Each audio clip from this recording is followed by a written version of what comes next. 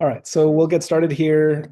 Today is lecture number something, I guess 20, but I think the count is maybe a little bit off here. But last time we talked about basically some introductory machine learning content, and specifically for regression, which is kind of one class, one problem class within the broader world of machine learning. Today we will talk a little bit about optimization under uncertainty.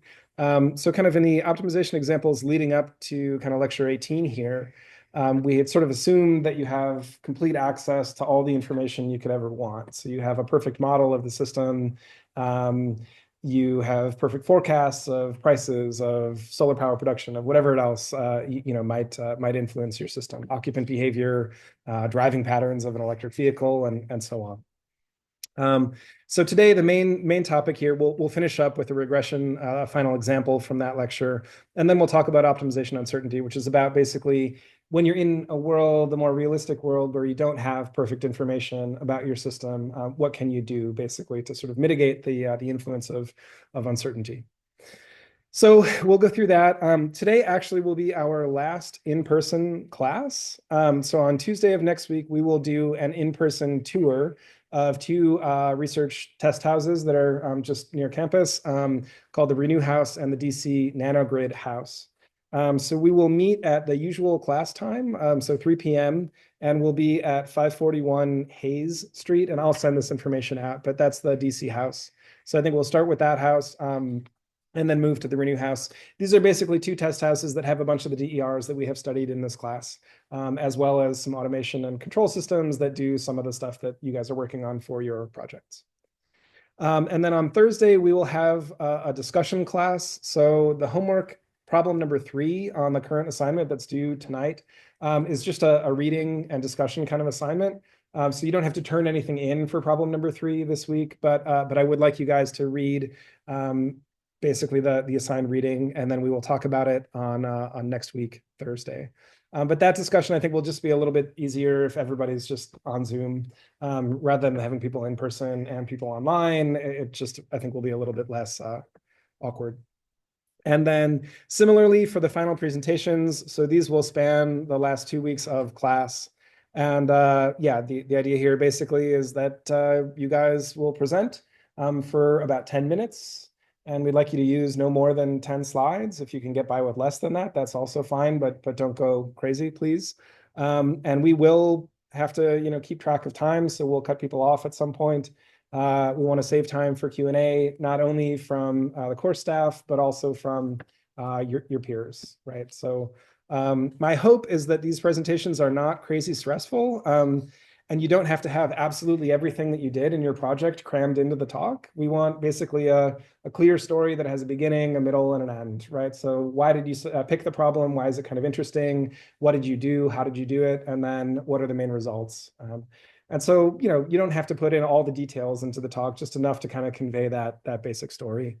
But these classes will also be on Zoom. Again, it's just a little bit easier to coordinate since we have about half our students technically in person and about half online. I think it'll just be easier if we all join via Zoom. And then, so I will ask you guys to turn in your slides. I think probably we will actually push this to the first day when the first group presents. So you will at least submit a draft of your slides. Now you can make some updates to your slides. Like if you're presenting on May 1st, you don't need to use exactly the slides that you submitted or uploaded on April 22nd. You can make some minor tweaks, but the idea here is that it's a little unfair if some groups get 2 weeks longer to work on a project than others. So we want you guys basically to all roughly have kind of the shape of your project at least outlined and some results generated by the 22nd. And then your paper will be due on May 1st. And then roughly a week after that, we should have the grades done and yeah, go on your merry way, all secure the knowledge that you are now an expert in distributed energy resources.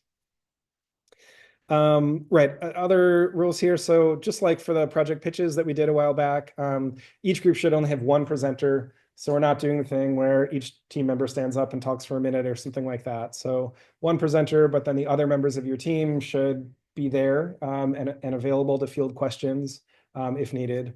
Also, if the presenter has a conflict, there should be a backup presenter who can step in and fill their shoes at the assigned time slot. I think that's all. Yes, Joseph. I think one of these numbers is asynchronous, and he's got a class at the same time. So is that okay if he's not there? Yeah, so the question is it okay if you have someone who has a hard conflict at this time? Is it okay if they're not there for the final presentation? Yeah, it's fine. I'm not going to take attendance in these meetings. I would like it to be like a little bit of a nerd party, I guess, where like you all get to see all the fun stuff that your friends have been working on, right? And hopefully there's some discussion between groups and peers and things like that. So, but yeah, if you absolutely cannot make it for other group presentations, I think that's okay. I really, really want you, if possible, to make your group's presentation. But if you have like a really hard conflict and you can't do that, that's okay. I'm not going to come after you. Other questions? All right. So yeah, last time, let me just double check that I'm screen sharing here. I think so. Okay. So last time we talked about regression, again, kind of one class of machine learning problem, and one that ends up being fairly useful for DER applications. And we did an example here that was kind of not a DER example. It was a sort of generic example that was meant to sort of illustrate the workflow, the problem of overfitting, how we can overcome that problem through regularization, and so forth. So now we'll do just a few slides here for kind of another example about regression with a more concrete sort of DER application. So the idea here is that we have some data from a building. It could be a thermostat in an apartment or a house, or it could be data from the sensors that are in a larger commercial or industrial facility. And we want to fit a model of the building, or at least one parameter that goes into a model of the building. In this case, we're interested in the thermal resistance between the indoors and the outdoors, which is one of the more influential parameters in terms of getting an accurate model of the energy consumption for heating and cooling a building. Okay, so more concretely here, we want to fit a 1R1C building model, and we're not going to worry about C for now, and we're also not going to worry too much about the disturbance term. This is the exogenous term here, the heat that comes from bodies and sunlight and electronics and stuff like that. Mainly what we want to do is get a reasonable numerical estimate of this value R that comes up in this model. And you can apply similar methods to what we're going to do here to fit more complicated models of larger buildings with more zones and things like that. We'll assume that the available measurements are measured at a 5-minute time step and that we have a month and a half of data. So this could be pulled from a smart thermostat, a Nest or an Ecobee, something like that, or it could be something from a sensor that you install yourself or get from a building automation system in a commercial building. So we assume we have measurements of the indoor temperature, that we have measurements, maybe we can just download these from a weather service of the outdoor temperature. And we have a measurement of how much power, basically thermal power, how much heat we are injecting into the building from controlled mechanical equipment. All right, so if we take our 1R1C model, this will be useful for kind of the problem formulation here. And suppose that we have a long period of measurement. Tau would be the final time, and we call the initial time that we start measuring 0. And so if we just do kind of a weird move, but I'll show why we do this. If we just integrate both sides of our 1R1C equation, the differential equation here from t equals 0 up to our final time tau. So do the time integral of both sides. And then divide by tau, divide by the total duration here. So this is taking basically the time average of the left-hand and the right-hand sides of the equation. So if we do that by the fundamental theorem of calculus here, we're integrating the derivative, so we get back basically just the delta in temperature. So this is T final minus T initial. And then the C over tau, these are constants, they're time invariant, so they factor it out of that integral. And then on the right-hand side, we could distribute the integral. So then we'd be integrating basically T divided by R, integrating, the outdoor temperature, the indoor temperature, and then we'd have integrals of the Q and the W terms as well. And when we integrate them and then divide by the time, we're basically taking the time average of these. And so here the bars on top of the variables indicate time averages. So if we end our experiment when we're gathering data from the building, if we end with the indoor temperature about the same as the initial indoor temperature, then the whole left-hand side here is roughly equal to 0. as the numerator basically vanishes. So we can plug in 0 over here and solve for Q, the time average heat that we deliver to the space. And we get this formula here. It's a delta T divided by R. And then we subtract off basically the heat that we're getting kind of for free from sunlight, body heat, and so forth. So any questions about the kind of math gymnastics there? Fairly straightforward. Time integral and then fundamental theorem. Yes. This feels like T out over a 6-week period would be wrong. The average of 6 weeks of spring is big swing. Yeah, so this T out thing can be varying wildly over a 6-week period. Right? If we go from late February through early April or something like that, we might get wildly different data at the beginning and at the end. And that's a good point. And it's kind of a nice segue, I guess, into the next slide. But basically what we'll do, not to give it away too early, but what we'll do is basically break up the data set into nights. So we're going to look for nighttime data because this W thing here is pretty similar from one night to the next. But from one day to the next, it can be wildly different, basically, depending on if it's cloudy or sunny and so on. So we'll basically do this time averaging over the data set night by night. And then each night's sort of time average will form a data point, and then we'll do a fit sort of on that data set. Does it make sense? Okay. All right, so this equation here basically suggests a simple linear model of the form that we talked about on Tuesday, where we have a parameter theta, the inner product of that with a feature vector x. And so here are features. One is very simple. It's just a constant feature, x1 is equal to 1. And the other feature here is just our delta t. So that's what shows up here. And then the parameters in the model, the thetas, the things that we were trying to fit, one of them would be the kind of offset term here, which is the negative kind of internal heat gains. And then the other one would be just 1 over r. So yeah, and then again, to avoid solar effects and to avoid this fact that like temperatures can be very different between late Feb and early April, we're going to do sort of nightly averages. So if you like, this is a kind of embedding. We take our long sort of time series of raw data, and then we do an averaging step in order to get basically individual data points over the course of a bunch of nights. All right, so we'll assume a linear model, and we'll use a square loss function, very common. We'll use ridge regularization. And in this problem, it actually, I think, makes sense to regularize the sort of the constant feature, that parameter, as well as the other parameter. We don't really have kind of prior intuition or information that would suggest that, that this theta 2 should be small, for example, but not theta 1. In fact, but that's a sort of mild design choice, and you could regularize the W term, and I think it would work well too. We'll use k-folds, cross-validation, and I don't know, 100 folds. There are only 2 features in this model, so there's not really a need for the sort of lasso regression step that we did on Tuesday, where we sort of first did this feature selection process, where we had a bunch of candidate features, many of which ended up not being very useful. And so we did the lasso step to kind of knock out a bunch of those features from the model. Okay, so we have a formula with ridge L2 regularization and a square loss function and a linear model. We have a formula, and it was in the slides from Tuesday, that basically gives you the parameter estimate, the optimal parameter estimate.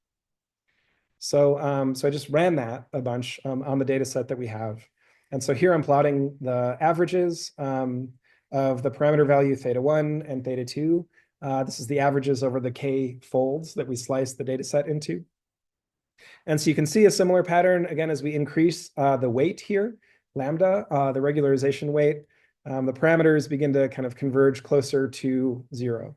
So the parameter theta 2, which is related to our 1 over r, that gets a little bit smaller.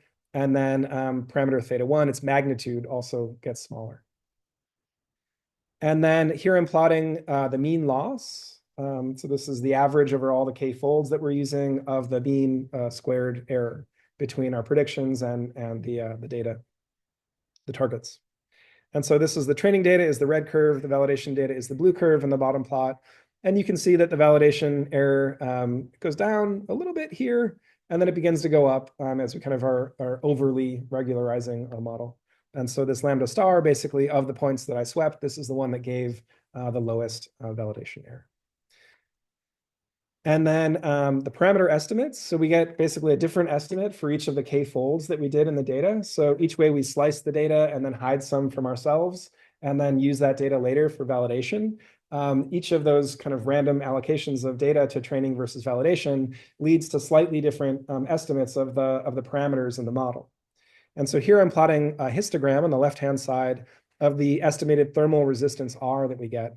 And then on the right-hand side, these are R values. And then this is on the vertical axis, the number of times that we fit an R that fell into basically the bin here on the x-axis.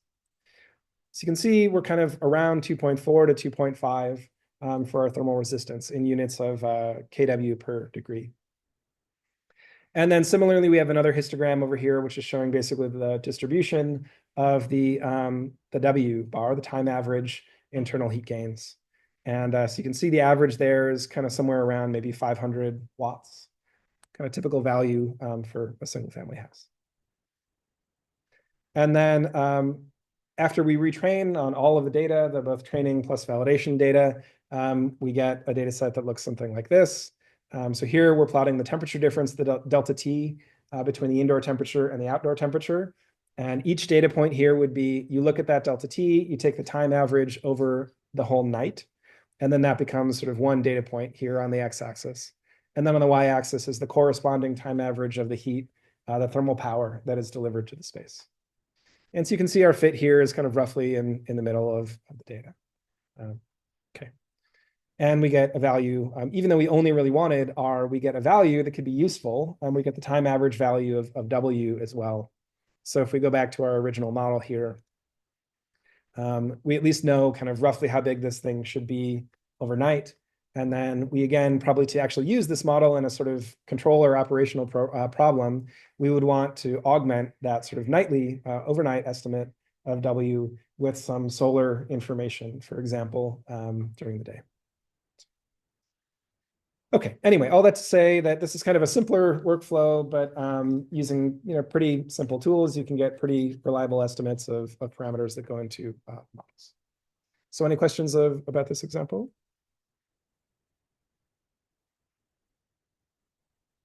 Right. Then we will hop over to the last lecture here, which is about optimization or decision-making under uncertainty. So we'll talk, I guess, with a kind of an example, a DER example about sort of the ways that uncertainty can enter into optimization problems or decision-making problems more broadly. Then we'll talk about optimal planning under uncertainty. So you want to make a plan, a kind of a profile or a trajectory of actions that you'll implement over the course of, say, a day or a week or a month. But you're subject to some uncertainty. And then we'll talk about optimal control or as in a specific kind of suboptimal algorithm for control called model predictive control. And the idea in this last section here is that you have the option later in the day. You don't have to sort of rigidly adhere to the plan that you originally made, but you can use measurements, use new forecasts to basically update your plan as you go. So you get an option called recourse, and then that leads to feedback control. All right, so I'm going to lead with this DR example. So imagine that we have just a grid, the power grid, we have a solar farm, and we have a battery. And they are all connected sort of locally with a bus, so like a power line, a conductor. So the solar just puts power into the system.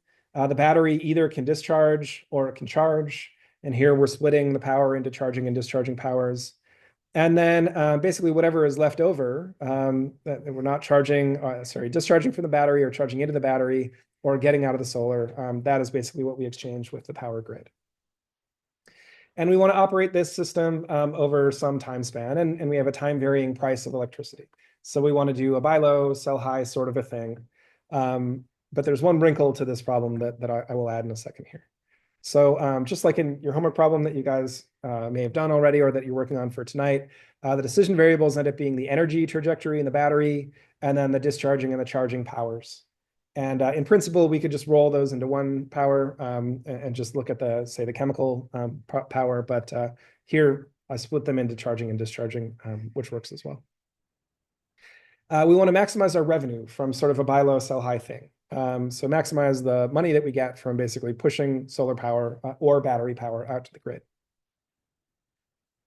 And the price here in principle could be negative. Also, this stuff here on the right-hand side could maybe be negative. And so sometimes we may be paying if we're sucking grid power to basically fill the battery, or we could be making money at other times.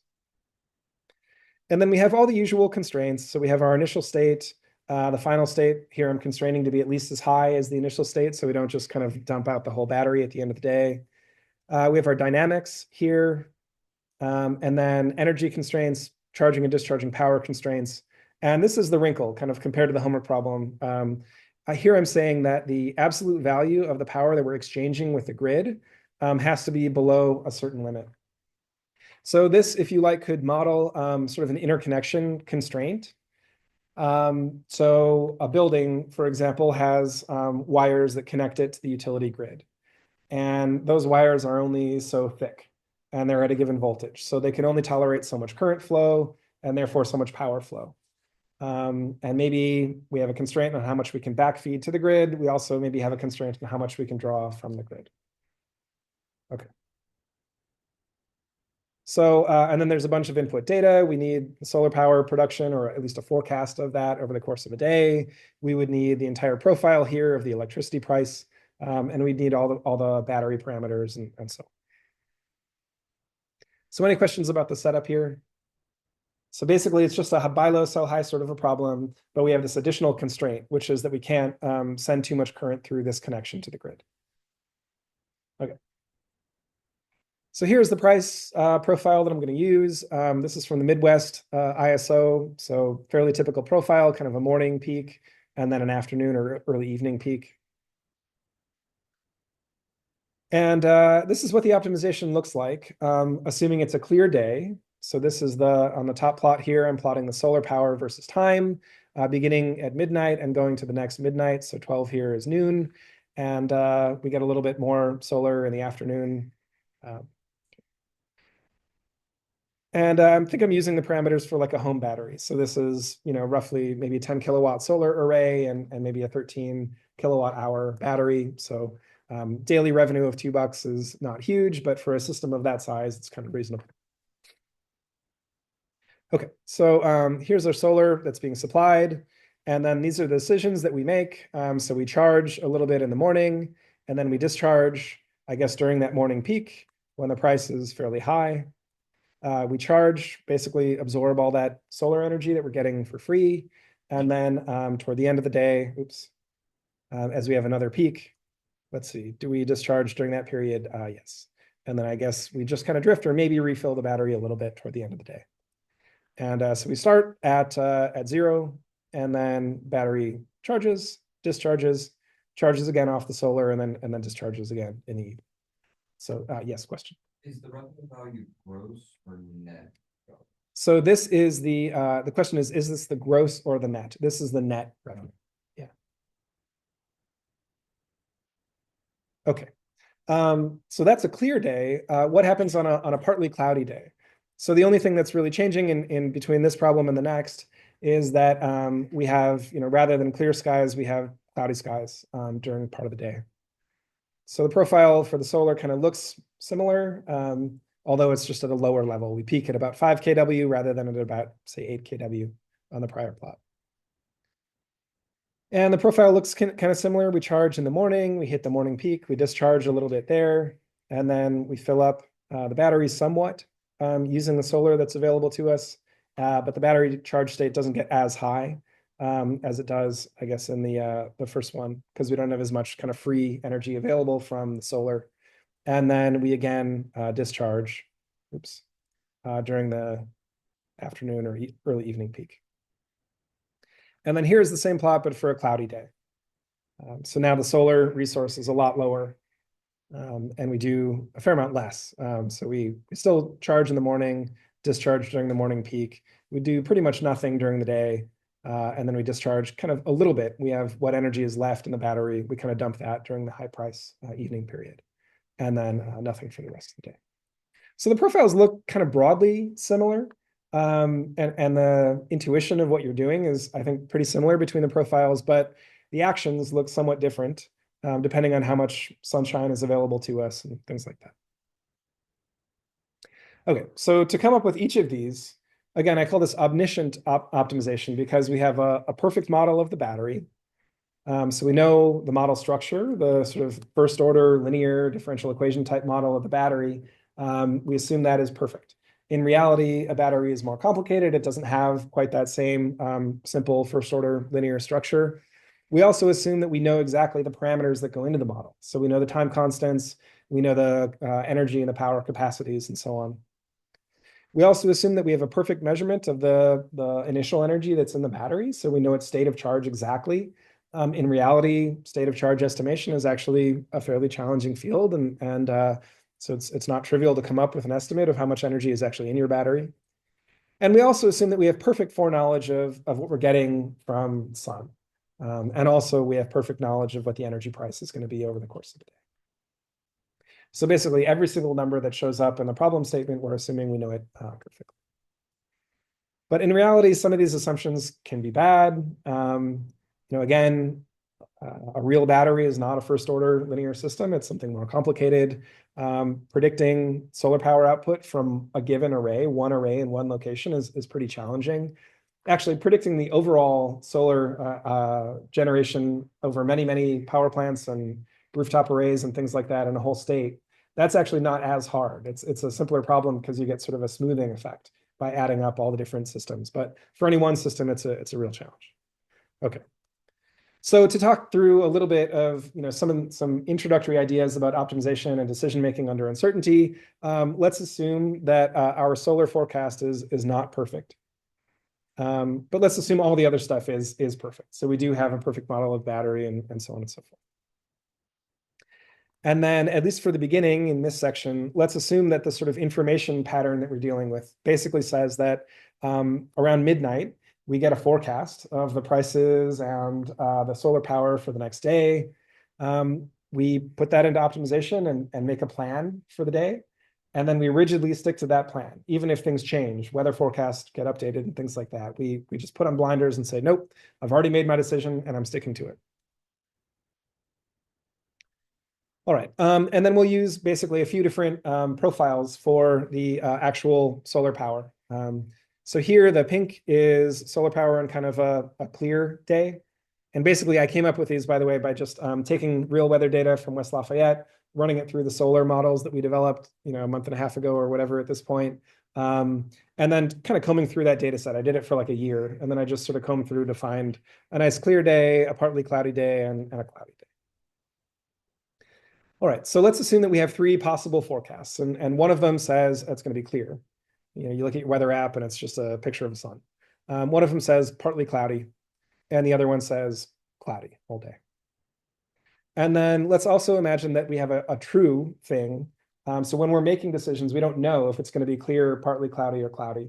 But let's suppose that behind the scenes, unbeknownst to us, there is a true prediction of what the solar will be. And that has kind of partly cloudy in the morning, cloudy in the early afternoon, and then pretty clear in the late afternoon. So it doesn't exactly follow any of these profiles. Yes, question. That true profile becomes arbitrary. We're basically putting it based on nothing.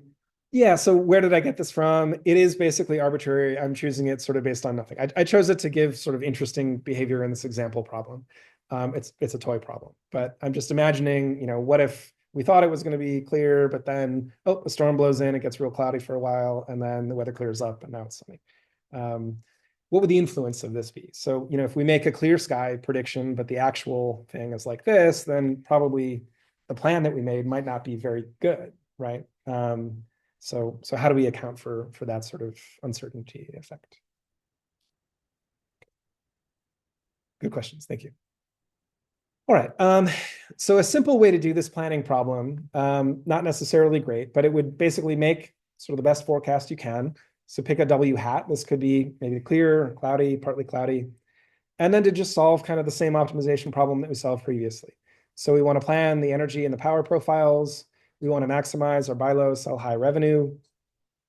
And we have all of our constraints, but down here in the final constraint, rather than having kind of an ambiguous, uncertain parameter in there, the solar that may happen, a day from now, we just put in our forecast directly. And then problem statement looks basically the same as it did previously, but now we have this forecast in instead of the perfect foreknowledge. All right, so let's suppose that we just do that.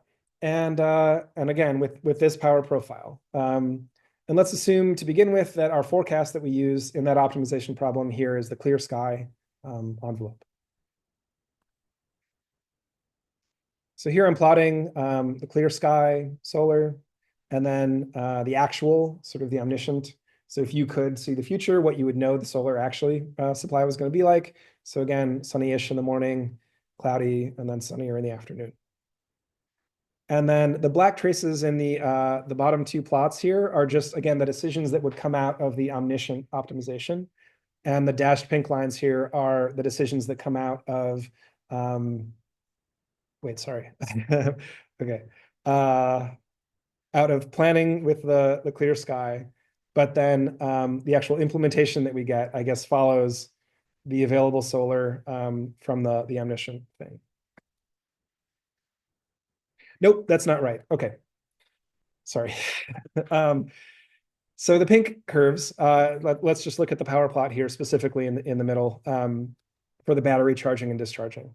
So this basically is what you get as an optimal decision if you take the pink curve here and you run it through the optimal decision-making or planning problem. So you can see that what we would do or what would plan to do using sort of if we thought that we had a very sunny day coming up is actually quite different from the sort of optimal thing to do if we have this sort of weirder mixed profile. So then if we just take this profile, the pink profile, and run it through our problem, but now, so our charging and discharging follows the pink curve in the middle, but our actual solar supply follows the black curve, the real solar that we get off of our panels, rather than our sort of erroneous prediction of a clear sky day. Then we violate the constraint that showed up in the optimization problem, the power constraint on our inner tie with the grid. We violate that 4% of the hours of the year. And then on average, sort of if we violate, the size of the violation is actually really small. It's only about 10 watts. So in this case, actually, it's not so bad. The effect of uncertainty is not so bad. But what if we plan on sort of a partly cloudy day? So now our prediction looks like this. If we do that, then we're actually violating our constraint 21% of the time. And then the magnitude of the violations are somewhat larger. So it's closer to 200 watts rather than, say, 10 watts. Yes. Won't you also violate over physics once you drain your battery completely? So the question is, may we also here be violating physics on the battery? Like, might we actually deplete the battery completely?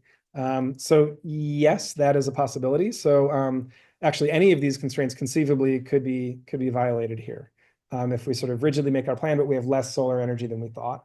So if we discharge aggressively in the morning, and then we get less solar in the afternoon than we thought we would, then yeah, in the evening, if we just try to discharge again during the evening peak, we might actually bottom out the battery. Right? So I'm not plotting sort of the constraint violations with respect to those. What I'm showing you is only sort of the violations of this constraint, basically just to sort of keep the story kind of clean, if that makes sense. But yeah, that's a good point that any of these also are potentially violated too. Yeah. All right. So more violations, more frequent and more severe violations if we plan on the partly cloudy. And then if we plan on cloudy, we actually get even larger, so 25% of the time, rather than 21% of the time, we're violating that inner tie constraint. And the magnitude of violations also gets bigger. It's about 1 kilowatt rather than whatever it was, 200 watts here. Okay, so here's a summary. So again, if we have the perfect forecast, we are always feasible for all of our constraints. and we never violate. So we have a 0 kilowatt sort of conditional violation, and we make $1.07 over the course of the day. If we instead make a clear sky forecast and plan around that, we violate the constraint a little bit of the time, but the violations are quite small. But we do make less money, basically because we don't sort of charge and discharge optimally. If we plan on partly cloudy, more violations, more severe violations, and we actually make more money in that case. So this seems maybe counterintuitive here, that we're actually making more money by planning sort of incorrectly than we would in sort of the perfect planning with perfect knowledge case. We make 1 cent more over the course of a day. And the reason for that is that we're actually, in this case, violating the peak power constraint and potentially violating, as Grant mentioned, some other constraints, maybe in the battery energy or something like that. So we sort of have more, the set of stuff that we can do, the actions that we can take is bigger because in some sense we're allowed to violate constraints in this one. And then, yeah, again, similar story for the cloudy thing.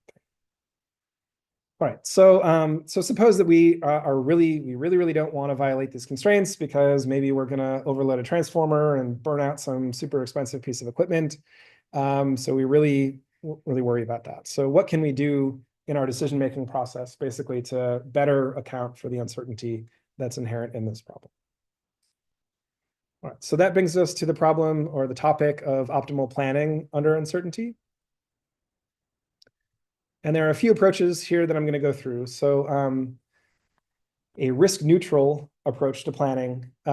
Basically, all right, so thinking back here, the only ways that in this problem, at least the sort of simple version of this problem that I'm talking through today, the only uncertain thing that we're assuming is the solar. So that's W. And that thing only influences the problem in sort of 2 ways. One is through the objective function, which has a W term in here. And the other is through the intertie constraint, this constraint here. So in a risk-neutral planning approach, basically, we would minimize the expected value of the revenue. So we would take essentially an average over the distribution of the solar power. And actually, the expectation is a linear operator, and this thing, it turns out, would basically drop out of the optimization problem. And then we take this constraint, which is ambiguous because we don't know exactly what the future solar power that's available will be. We take that constraint and we replace it by an expected value constraint. So here we take the average over the distribution of W of kind of everything that shows up in this constraint. And we say on average, we want to be below 0. Okay, that maybe makes sense, maybe doesn't. So the idea here is if you kind of planned using this risk-neutral approach, and then you ran your algorithm, 365 days for a whole year. If half of the time you were below this constraint and half the time you were above this constraint, then kind of this constraint would be satisfied roughly on average. And that might not be exactly what you're looking for. Like if you went to a utility and you said, oh, half the hours of the year I'm going to be overloading your infrastructure, they probably wouldn't be super happy with that. So this probably is not the planning approach that we want. But let's imagine that we implement it here and kind of see what it looks like. So here I'm just imagining that the clear sky, the partly cloudy, and the cloudy forecast, that those are equally likely and that they are the only possibilities. So they each have basically 1/3 probability. This is a very simplistic sort of probabilistic model. In fact, you can get way more sophisticated when talking about solar power predictions, but this is, again, just kind of to illustrate some of the ideas here. Okay. So this is what the risk-neutral planning approach looks like. And actually, I think it just gets sort of lucky, and it ends up kind of very similar to the optimal sort of omniscient planning approach. And I think sort of like if you just average these 3 profiles, you actually end up somewhere fairly close to the black curve up here. So luckily, in this planning approach, we do pretty well. But we actually violate the constraints a fair amount of the time. And when we do violate, we get not insignificant magnitude of violation. So this is maybe not the planning approach that we want. And we can generalize it as well. So we imagine we begin with an ambiguous problem. Oh, sorry, Grant. Yes, question. how does the software read the expected value version different than what we did before? Yeah, so like if you're programming this in CVX, how does your code or CVX Pi or whatever, how does your code look different here than it did when you just put in one forecast? So I kind of wish I had a tablet I could mark up the slides here, but so up here, basically we would have three possibilities for what this vector looks like. We would have the partly cloudy, the cloudy, and the clear possibilities. And we would assign a probability to each of those, a weight of, in this case, just 1/3. So we're assuming they're all equally likely. So in the expected value, if we expanded that out, we would have kind of a 1/3 times this whole term, but with partly cloudy. We would have another plus 1/3 times clear, and then another plus 1/3 times the cloudy. So it's like a probability distribution. And I know I have tried to teach this class without really talking about probability, and we managed for about 14 out of 16 weeks. But yeah, exactly. Question. The violation occurs, that's because the solar farm is producing more power than what the battery can take in. And so it has to discharge the grid above. How, I guess, where's the violation occur? Yeah, so where is the constraint violation occurring, or under what circumstances is it occurring? So let's see. If suppose that we're not doing anything. Well, okay. Suppose that we made a plan and it said we're going to discharge during the morning peak. And we're going to discharge at, say, 4 kilowatts. And suppose that the most we can send back to the grid through our interconnection is 5 kilowatts. And imagine that we were planning on having a low value of solar, so not much solar. So we say we don't have to worry about discharging at 4 kW at 8 a.m. because there's going to be basically no sunshine going out to the grid during that time, so we're fine. So that was our plan, maybe. But then in reality, whoops, it's actually really sunny at 8 a.m. and maybe we have 2 kilowatts coming off of the solar array. So then if we just rigidly stick to our plan, we send our 4 kW from the battery, but then we're also sending an unexpected 2 kW from the solar. You add those up and you get 6 kW going back to the grid. And so then you get, you're over by 1 kilowatt, the 5 kilowatt limit. Does that make sense? So wouldn't necessarily happen in real life because stop. Yeah, exactly. So in real life, probably you would monitor the current flow or the power flow through that interconnection and you would clip it. So you would have a plan that says, oh, I want to discharge the battery at 4 kW to backfeed to the grid. But in reality, you'd be getting 2 kW from the solar. So somewhere your sort of real-time controls would basically back off the battery discharging to pull it down to 3 kW. Yes, great. How they're running in parallel, so like the solar's not feeding through the battery to the grid, it's feeding alongside 2 separate channels. Yes. Yeah, so the question is, are the battery and the solar in parallel? And the answer is yes. So at least as it's set up here, you can be charging the battery or discharging the battery from this bus at the same time that you're dumping solar. Another configuration would have the solar feeding directly into the battery. So we'd have no connection here, but put a connection here. And then the battery would just interface directly with the grid. Yep, no, good. All right, so we can generalize this. So more generically, if we have just sort of an optimization problem with an objective function and a bunch of constraints, our sort of ambiguous problem here, we would build an uncertain vector, call it delta or something like that. And that would include all the stuff, all the numbers that show up in our optimization problem that we're not sure about. And we want to solve some optimization problem. And this is a ill-specified problem because we haven't clarified exactly sort of in what sense we want to accommodate the uncertainty in that vector delta. So what do we do then in the risk-neutral approach? So basically, the decision variable remains the same, but now rather than minimizing this sort of ambiguous or random thing here, we are minimizing the expected value. And so we would need the probability density or the probability mass function. We would need the distribution of delta. And we would need to be able to compute this expected value integral that shows up here. And then we would have expected value constraints as well.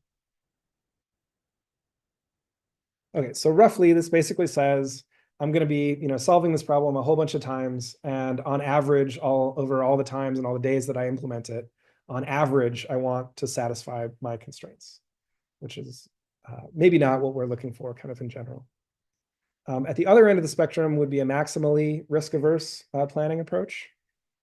So here, typically you take what's like a mini-max or a maxi-min type approach. So we'd want to maximize the worst case revenue. So we would take the minimum over this the cost function that shows up of W. And then we would replace our ambiguous constraint here with sort of a worst case constraint. So that would say, take everything on the left-hand side that we're trying to keep below zero and take the worst case value of that stuff with respect to the uncertain thing in here, which is the W. And look at the worst value of that and then constrain that to be below zero.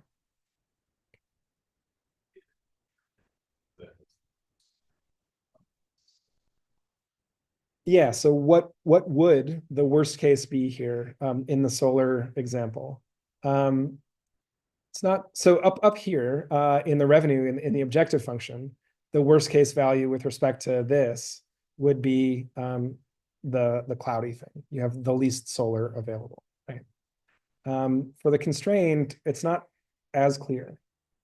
So again, if we were going to program this into MATLAB or something like that, what we would do is we would basically say we would enforce this constraint for all the possible values of W that we can think of. So if we imagine all it can be is clear, partly cloudy, or cloudy, we would just enforce this constraint with W clear, with W partly cloudy, and with W cloudy. So we would add constraints to our problem, but we'd say, look, whatever the realization is, we want to be robust to it. We want to make sure that we don't violate our constraint. This kind of makes sense.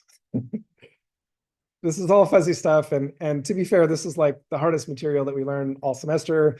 And I don't expect you to implement stuff like this in your projects that are coming up, which are due fairly soon. I'm just trying to sort of plant the seeds that there are really interesting intellectual problems that have real practical implications and that give you an idea of ways that we start to solve them.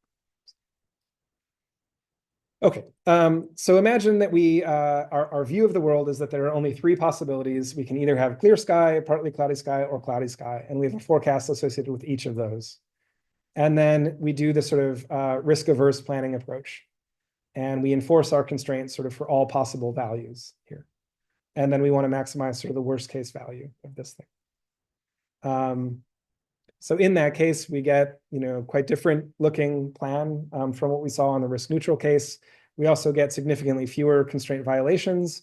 And when we do violate, we violate only by a small amount again. Now, in theory, we should never violate if we look at a worst case thing. The reason that we're still getting some constraint violations is because kind of our view of the world, our view of what is possible, only included the three colorful curves here. And it did not include the solid black curve. If we added the black curve to the optimization, then we would get zero violations. We would be truly robust to all the possibilities. All right, so then in general, again, we have our kind of ambiguous optimization problem stated in general form, and a maximally risk approach to solving that would basically minimize the worst case cost that you incur, and we would enforce the constraints for all delta, or we would take the worst case value over the delta, the uncertain parameters. And we might or might not have the ability to actually compute all the maxima that show up in this problem. In the same way that for the risk neutral approach, we might or might not have all the information and the computing power that we would need to evaluate all the expectation intervals. And so for specific problems and specific kind of uncertainty structures, people have come up with ways to evaluate these things and plug them into optimization problems, but not for sort of all problems that you can imagine. And then you can mix what are called risk measures as well. So you might want to be sort of risk neutral with respect to the objective. You might say, it's okay if I lose on some days as long as I win on other days, and kind of on average, I want to do well.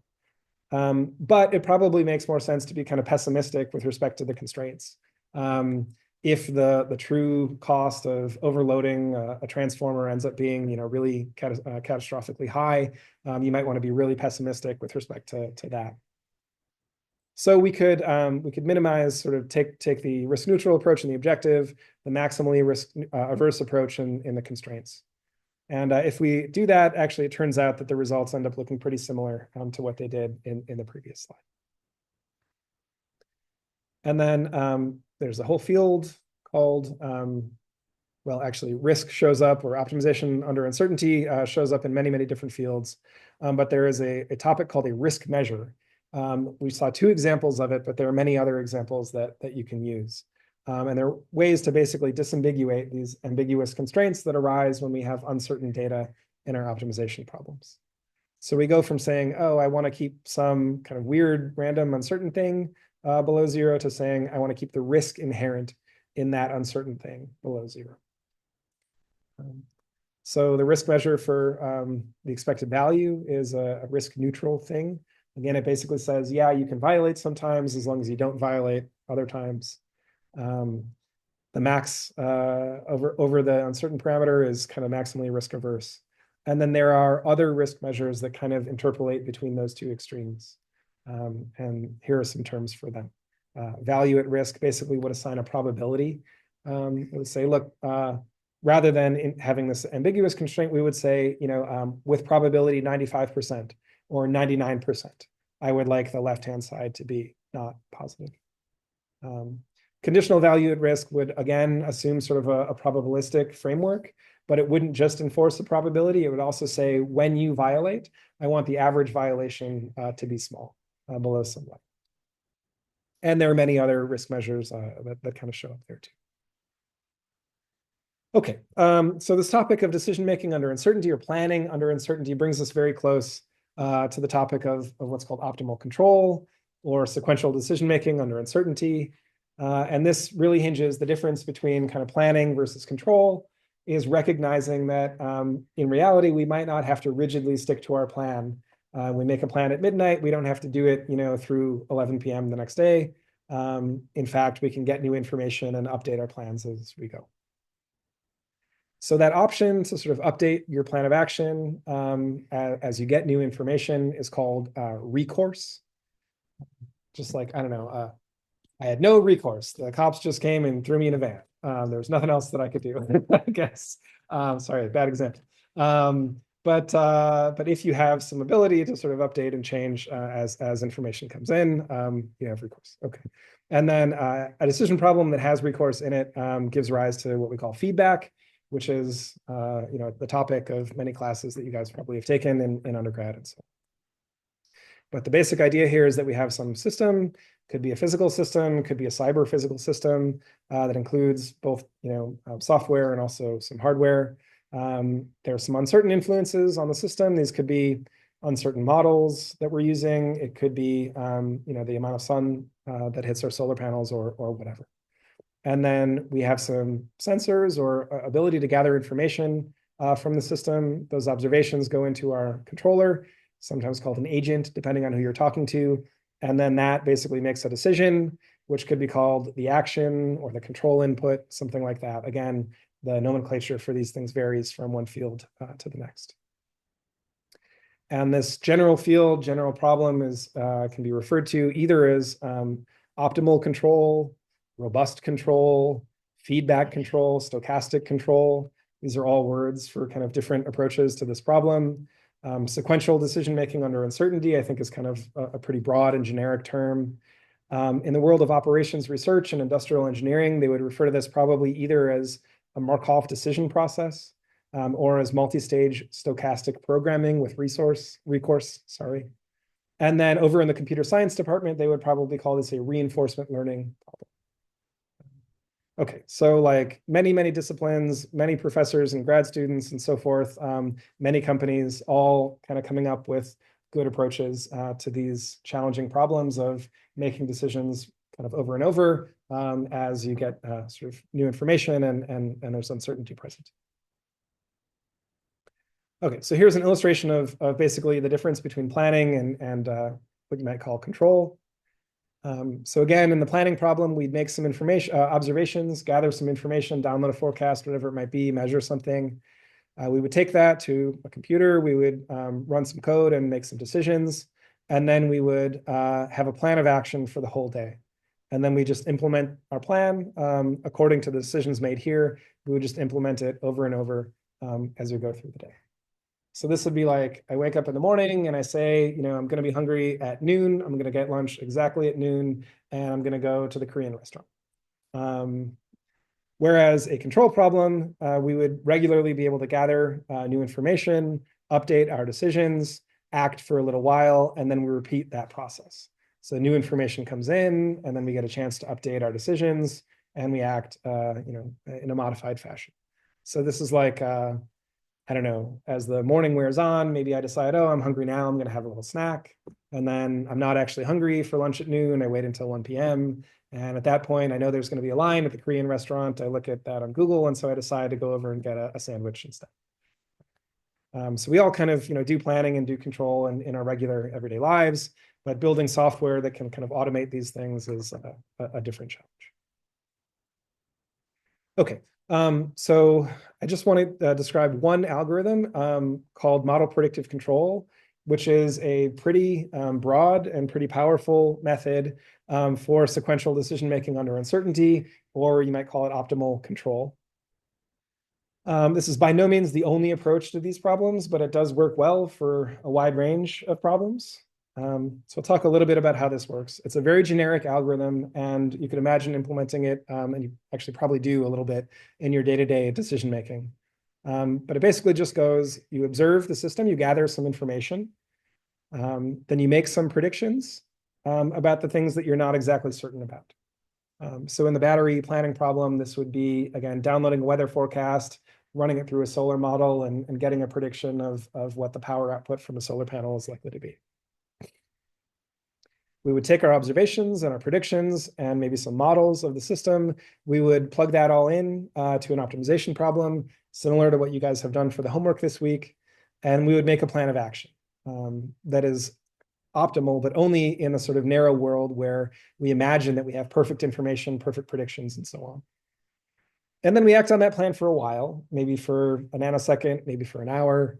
And then we repeat the process. We say, okay, the world has changed, and my models of the world weren't perfect. So my sense of kind of the state of the world might be off a little bit. So you make some new measurements, you download some new forecasts, and so on. And then you just repeat this basically forever. So here is what that looks like kind of in an optimization sense for, I guess, the battery problem. So here we would pick a planning horizon, H. So suppose that we knew in reality we were going to be running our battery system for a whole month before we took it down for maintenance. But we might not have forecasts of what the weather is likely to be a month out. So instead of trying to optimize over the full 1 month horizon, we pick a shorter horizon, H. So that might be like a day. So this is kind of a limited look ahead. And then we would make a prediction and W hat, so the notation here at H given K. So this would be H steps ahead, lowercase h steps ahead, and it would be the prediction made at time K. So at time K, we make this prediction, and this could be as simple again as downloading a weather forecast. And then we do that for every time step looking ahead from right now all the way out to the end of our prediction horizon. So maybe looking ahead 1 day. And then we want to choose, again, in this case, it would be our energy and our power profiles. And we do that to maximize the same thing, sort of the buy low, sell high type revenue. But now we would plug our forecast in to the objective function. And then we have the same kind of constraints, our dynamics, our power and energy constraints, and we'd have our grid interconnection constraints here. And again, we would just plug the forecast directly into these constraints. And then we might modify the objective function actually to put some other information in about, say, the value of ending with a full battery versus an empty battery. So we might put another term here in the objective function that says, oh, and if you have energy left over in the battery, value it at a certain price per kilowatt hour.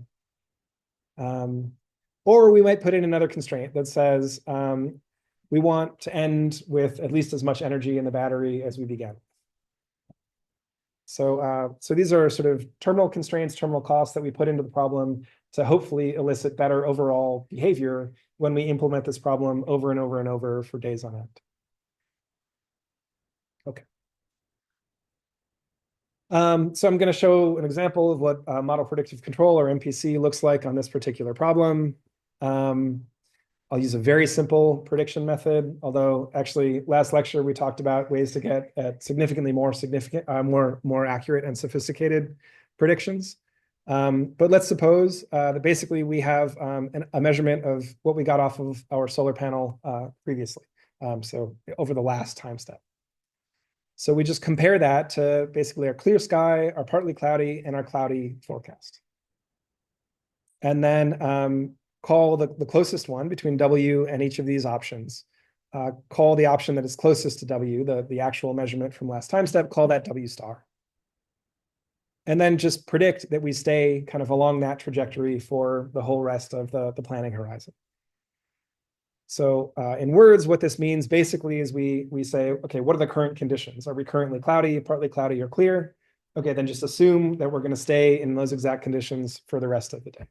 So if it's clear now, let's just imagine it's going to be clear forever. Yes?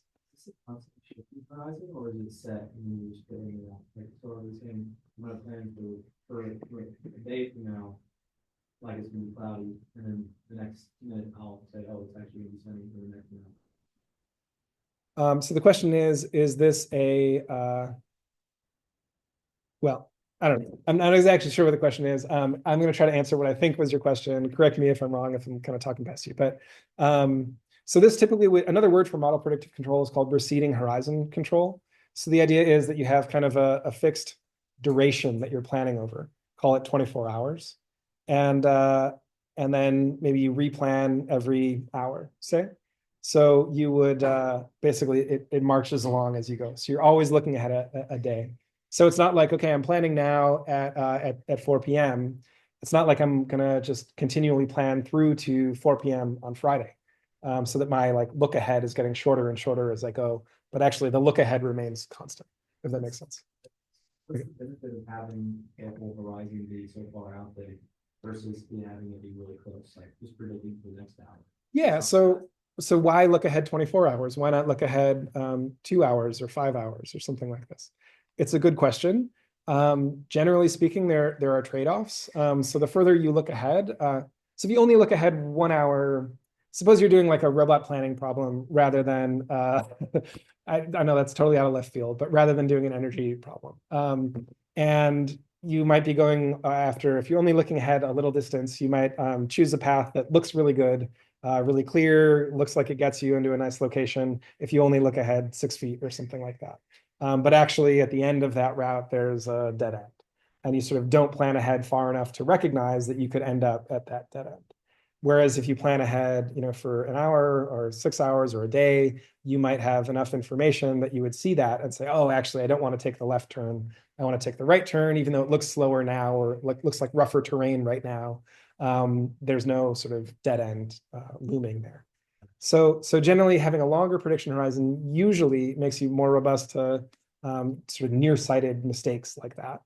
The downside of it is that it also makes the optimization problem that you're trying to solve bigger and more complicated. Let's say if you're trying to make decisions really quickly, so you want to update your decisions multiple times per second, then you want an optimization problem that can solve super quickly. And so you might not want to look ahead quite as far. So there's kind of a design trade-off there. And there's no reason that it has to be 1 day. And if you were designing a model predictive control system to actually implement in a real physical system, what you probably would do is you would simulate the heck out of it, and you would choose, make different choices for the look ahead H. You might say, what if I look ahead 2 days? What about a week? What if I only look ahead 6 hours? Is that enough? Right. So this would be like a tuning thing, kind of like fiddling with a PID gain or something like that. Yeah, good question. Yes.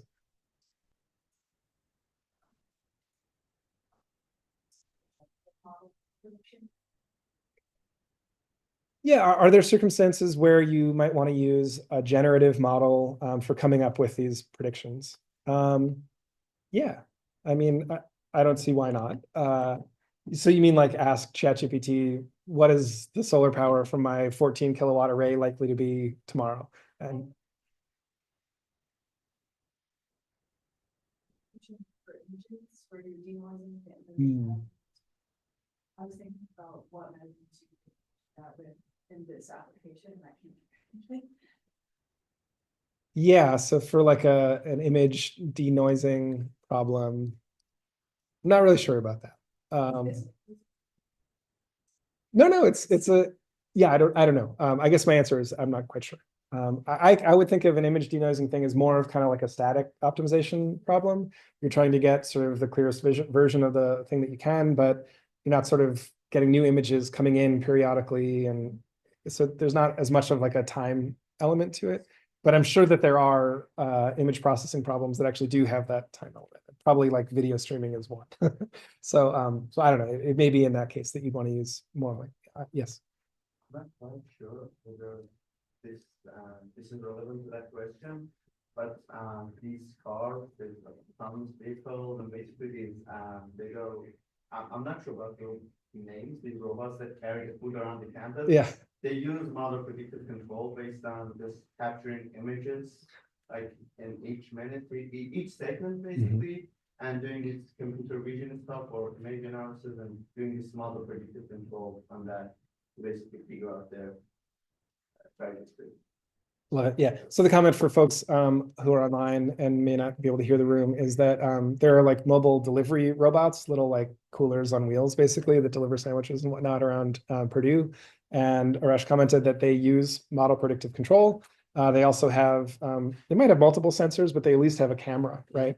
And so they probably every second or a couple of seconds, something like that, they pull in an image. And it might be a fisheye image of their hopeful surroundings. They process that image. They try to detect obstacles, passersby, vehicles, stuff like that. Exactly. Yeah. Yeah. And they're trying to minimize some criterion, like the time that it takes to deliver the sandwich, subject to constraints, like don't hit anybody and stuff like that. Yeah. They put very little weight on. And that one, yeah, the don't hit people is it's probably not implemented as a hard constraint. You've been hit in the before. Okay. They protect themselves over hitting people, because one of them started entering a street while I was walking behind it, noticed a car, and then zipped back and almost took me out. Oh. So don't get hit. Don't hit the pedestrian. So- Slow, don't get hit. Okay, so when forced to choose between self-preservation and preserving pedestrians, it chose itself. Okay, so maybe there's room for improvement in some of their decision-making algorithms, right? We were like one of 3 campuses that had them. We've been training them for like New York and whatnot. Right, right. Yeah, I guess probably a little bit easier for them to deploy in a more spacious location like Purdue rather than Manhattan or something like that. What's that? They just get run over. Yeah. Especially. Yeah. They've definitely gotten a lot better. Like I remember when they first implemented, they would like jerk to a stop anytime anyone walked within like a 6-foot radius of them. And now they can drive alongside you pretty well. As long as you don't like randomly veer in front of them, they will cruise alongside. So they've come a decently long way. And then they'll notice that you stop moving because you're like, what are you doing? And then they'll start going, and then you'll start trying to walk. And they'll freak out, stop. Which is something that pedestrians do as well, right? You're holding a door for somebody and they're like, no, you go first. No, you go first, right? So you get into these kind of issues with the robots too. Yeah.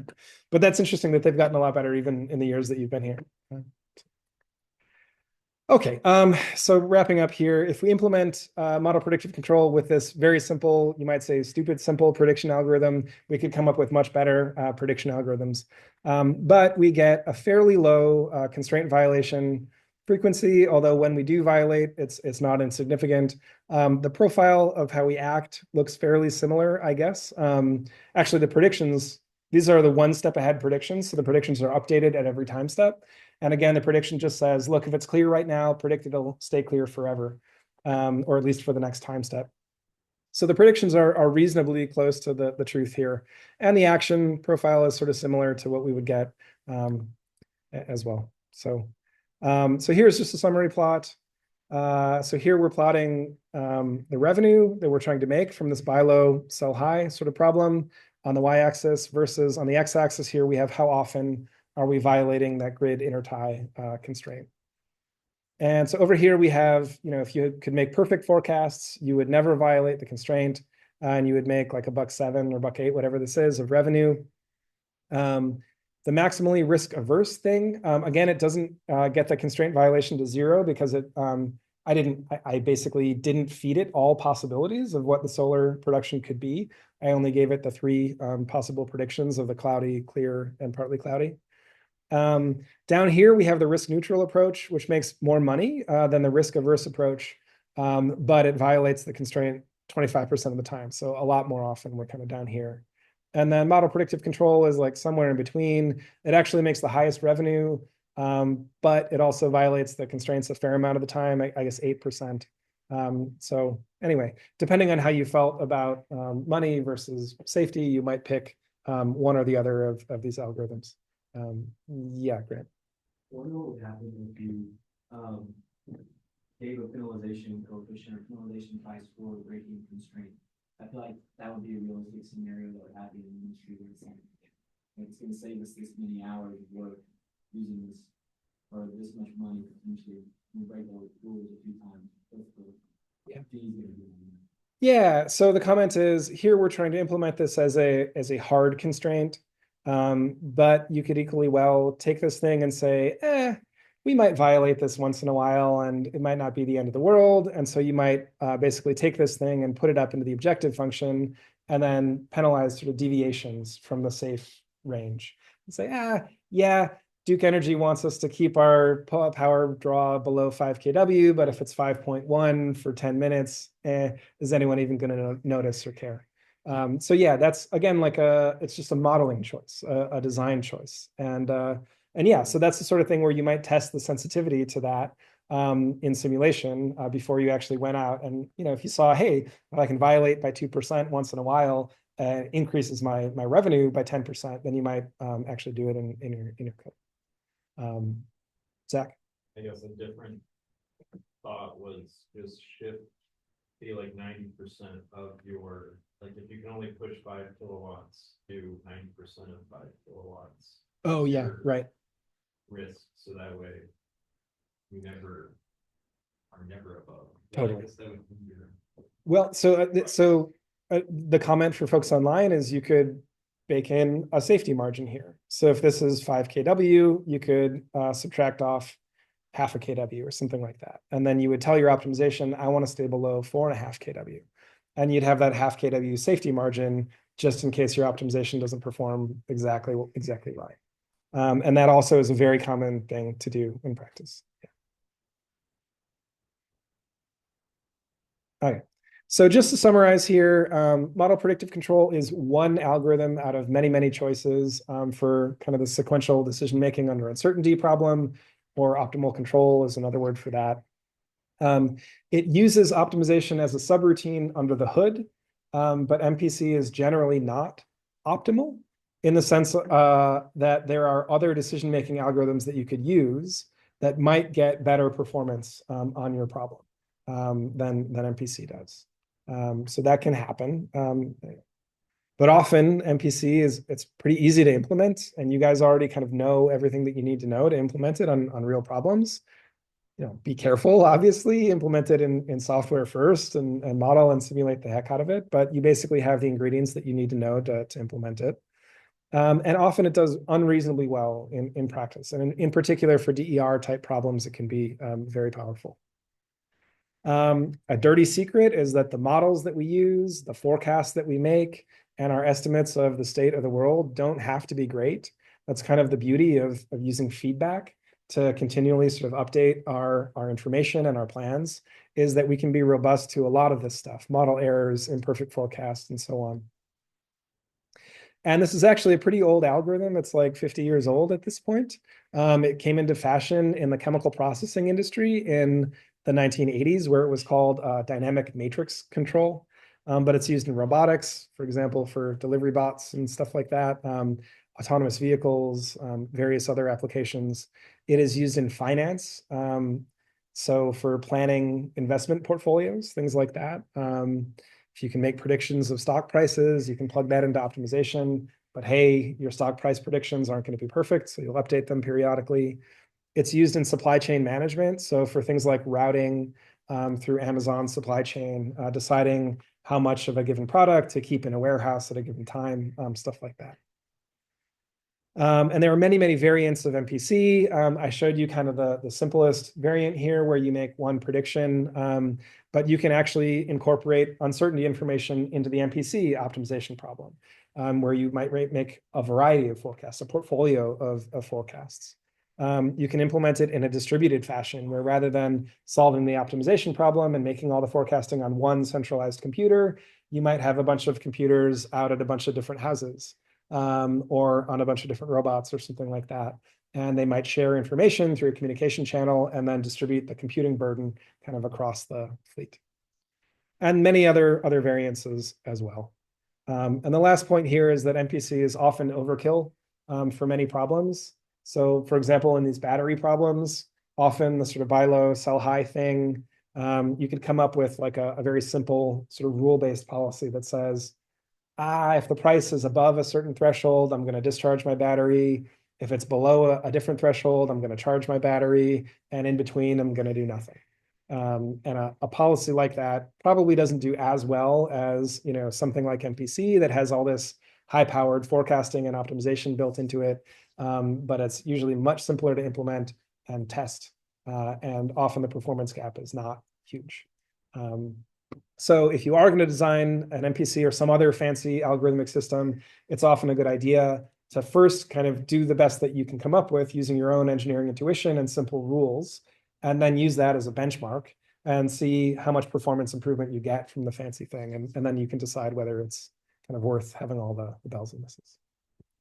Okay, I went over time there. I apologize. So we'll stop here. And then for the rest of the semester, classes will be online. So thanks all.